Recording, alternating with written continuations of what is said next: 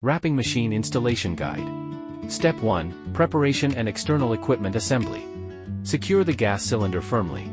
This cable connects to the wrapping machine, and the other air pipeline links to the glue melter. Then plug in the air blowing device and heating cover power cords.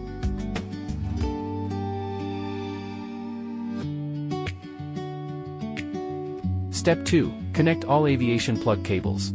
There are 6 large-size holes, 10 medium-size holes and 6 small-size holes. Match the male and female connectors correspondingly.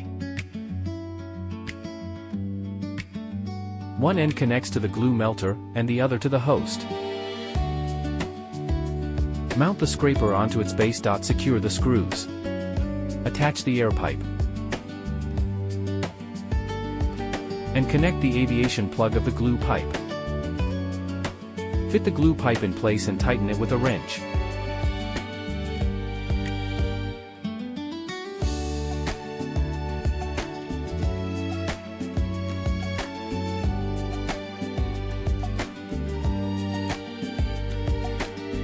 Step 5. Connect power supply and air source.